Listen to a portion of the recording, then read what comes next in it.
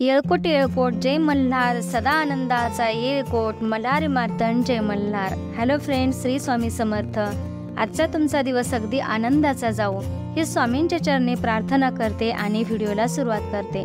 तर आजच्या व्हिडिओमध्ये आपण पाहणार आहोत की खंडोबाचे म्हणजे मार्तंड भैरवाचे षडरात्रोत्सव, त्याची तारीख कोणती, मुहूर्त कोणता, तर हे आज आपण आपल्या व्हिडिओमध्ये सविस्तर सर्व माहिती जाणून घेणार आहोत। मार्गशीर्ष महिन्यामध्ये प्रतिपदा तिथीपासून खंडोबा षडरात्र उत्सवाचा प्रारंभ होतो। तर यंदा 2 डिसेंबर 2024 ला खंडोबा उत्सव जो आहे ते चालू होणार आहे।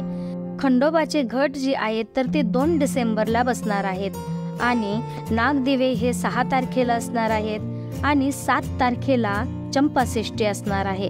तर असा 6 दिवसांचा हा षडरात्रोत्सवारंभ चालू होणार आहे 2 डिसेंबर 2024 ला। या उत्सवाला मार्तंड भैरव षडरात्रोत्सव, खंडोबा नवरात्र असंही म्हटलं जातं। हा उत्सव चंपाषष्ठी पर्यंत असतो। यंदा चंपाषष्ठी ही आपली 7 तारखेला येणार आहे। तर या दिवशी शनिवार असणार आहे। मणी आणि मल्ल या 2 दैत्यांचा पराभव करून खंडोबाने लोकांना संकटातून मुक्त केलं होतं, म्हणून हा मल्हारी मार्तंड भैरवाचा षडरात्रोत्सव हा उत्सव दरवर्षी साजरी करण्यात येत असतो। तर साधारण 9 दिवसांचं नवरात्र असतं, परंतु जे देवीच्या पूजेसाठी केलं जातं। पण खंडोबा नवरात्र हे 6 दिवसांचं असतं। ज्यांचे कुलदैवत खंडोबा असतात त्यांच्या घरात घटस्थापना ही केली पाहिजे आणि केली जाते। खंडोबा नवरात्रीत घटस्थापना कशी करावी, पंचमीला काय करावं आणि चंपाषष्ठीला काय करावं याबद्दल आज आपण जाणून घेणार आहोत। तर घरातील मुलामुलींचे लग्न जुळण्यासाठी, आर्थिक समस्या आणि करिअर यासारख्या अनेक समस्या दूर होण्यासाठी कुलदैवतेची कृपा असणे हे भरपूर गरजेचे असते। कुलधर्म कुलाचार हा केलाच पाहिजे। घटस्थापना आपल्या घरी होत नसेल तरी आपल्या सर्वांचं कुलदैवत भगवान शंकर आहेत। तर खंडोबा हे भगवान शंकराचं रूप आहे, म्हणूनच या नवरात्रीत खंडोबाचं मंत्र ग्रंथ वाचन आणि पूजा ही नक्की करायची आहे। आपल्याला 2 डिसेंबरला म्हणजे ज्या दिवशी मार्तंड भैरव षडरात्रोत्सव आरंभ होत आहे त्या दिवशी आपल्याला सकाळी लवकर उठून स्नान झाल्यानंतर देवघर स्वच्छ करावं। देवघरातील सर्व देवांना स्नान अभिषेक करून पूजा करावी। त्यानंतर देवघराजवळील जागा स्वच्छ करावी। ज्या ठिकाणी तुम्हाला घटस्थापना करायची आहे त्या ठिकाणी गोमूत्र शिंपडून घ्यायचं आहे आणि एक चौरंग घ्यायचा आहे। त्यावर पिवळे वस्त्र घालायचे आहे आणि त्यावरती तुम्हाला खंडोबाचा फोटो किंवा मूर्ती तुम्हाला त्यावरती ठेवायची आहे आणि चौरंगाभोवती रांगोळी काढून घ्यायची आहे। घटस्थापनेची सुरुवात आपल्याला दीपपूजनाने करायची आहे। तर सर्वात प्रथम म्हणजे शुद्ध तुपाचा दिवा लावायचा आहे। दिव्यासाठी आसन ठेवायचे आहे आणि सर्वात पहिली दिव्याची पूजा करून घ्यायची आहे। दीपपूजन झाल्यानंतर आचमन करायचं आहे। पूजेपूर्वी शुद्धीकरणासाठी नामजपासह शुद्ध पाणी ग्रहण आचमन केलं जातं। भगवान विष्णूंच्या 24 नावांचा उच्चार करायचा आहे। उजव्या हातात थोडं पाणी घ्यायचं आहे आणि एखादं फूल, हळद, कुंकू, अक्षदा आणि आता मनोमन खंडोबाचं स्मरण करून कुलदेवीला संपूर्ण कुटुंबासाठी आशीर्वाद मागून संकल्प करायचा आहे। त्यानंतर म्हणजे आता विघ्नहर्ता गणरायाची पूजा आपल्याला करायची आहे। त्यासाठी आपली दिव्याची पूजा झाल्याच्या नंतरून आपण संकल्प केला आणि संकल्प केल्याच्या नंतरून आपल्याला बाप्पाची पूजा करायची आहे। तुमच्याकडे जर मूर्ती असेल तर मूर्ती घ्या किंवा मूर्ती जर नसेल तर तुम्ही एक सुपारी घ्यायची आहे। सुपारी घेतल्याच्या नंतरून आसन बसायला ठेवायचे म्हणजे थोडेसे तांदूळ ठेवायचे आहेत आणि त्यानंतर त्यावरती 2 पाने विड्याची ठेवायचे आहेत आणि त्यावरती ती सुपारी आपल्याला ठेवायची आहे।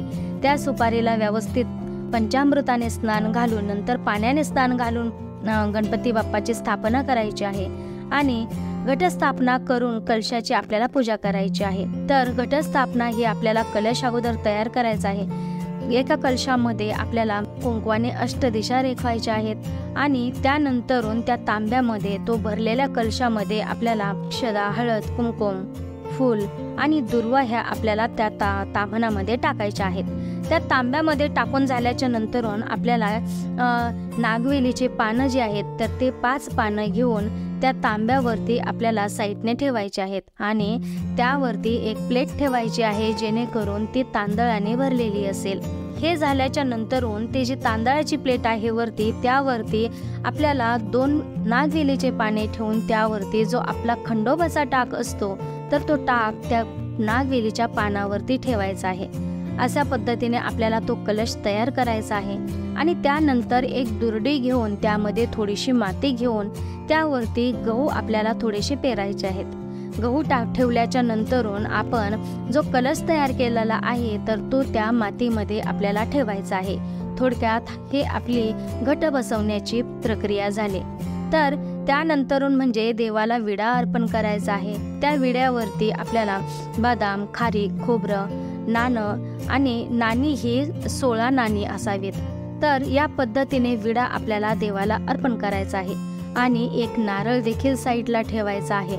घंटी त्या ठिकाणी ठेवायची आहे आणि अख्खा खोबऱ्याचा जो अर्धा तुकडा असतो तर त्या अर्धा तुकड्यामध्ये हळद भरून आपल्याला तिथे देवाला अर्पण करायची आहे।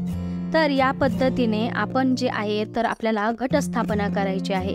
सुरुवातीला आपल्याला दीपपूजन करायचे आहे, नंतरून आपल्याला संकल्प करून गणपती बाप्पाची पूजा करायची आहे। गणपती बाप्पाची पूजन झाल्याच्या नंतरून घटस्थापना करायची आहे। घटस्थापना झाल्याच्या नंतरून आपल्याला देवाला विडा अर्पण करायची आहे। फुले, धूप, दीप, अक्षदा हे आपल्याला देवाला टाकायचे आहे। अक्षदामध्ये थोडीशी हळदी टाकून अक्षदा ह्या पिवळ्या कराव्यात। त्यानंतरून देवाच्या साईडला तिथे नारळ देखील आपल्याला एक ठेवायचे आहे। पूजन करते वेळी तुमचं मुख जे आहे तर हे पूर्वी दिसेस असावे आणि दिवा हा तुमच्या उजव्या हाताला आणि देवाच्या डाव्या बाजूला असावा याची काळजी घ्यावी।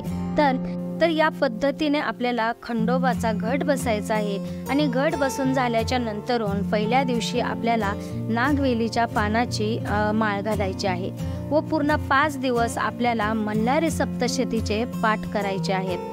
तर तुमच्याच्याने जेवढे होतील 3, 5, 7 जेवढे होतील तेवढे तुम्ही पाठ पूर्ण करू शकता। तसे तुम्ही 14 पाठापर्यंत पाठ हे पूर्ण करू शकता।